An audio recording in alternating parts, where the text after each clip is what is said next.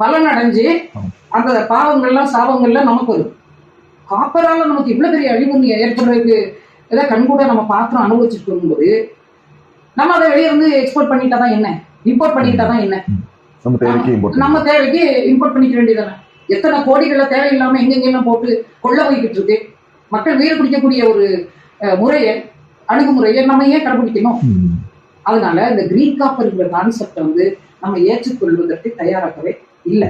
என்னுடைய தனிப்பட்ட கருத்தை கேட்டா, இந்த கிரீன் காப்பர் பற்றி, பசுமை மீள் தொடக்கம் பற்றி என்னுடைய சொந்த கருத்து என்னன்னா, திடீர்னு இப்போ 30 ஆண்டுகள் நாங்கள் பாடாப்பட்டுட்டோம், திடீர்னு நாங்க இப்படி செய்வோம் அப்படி செய்வோம்னா எனக்கு என்னமோ அது கன்ஃபெஷனல் ஸ்டேட்மெண்ட் மாதிரி இருக்கு. ஒப்புதல் வாக்கு மூலம் நீ இந்த 30 ஆண்டு காலமாக நீ செய்த தவறுகளை இப்போ ஒப்புக்கொள்ற, அதெல்லாம் மாத்திட்டு நாங்க இப்படி செய்யறோம் போது நீ அப்பட்டமாக நீ ஒப்புக்கொள்ற. 30 வருஷமா நீ என்னென்ன திருமணம் பண்ணிருக்க, இனிமே நாங்க அப்படி செய்யல சொல்லும் போது என்னால் அதை ஒரு ஒப்புதல் வாக்கு மூலமாக மட்டுமே பார்க்க முடியும்.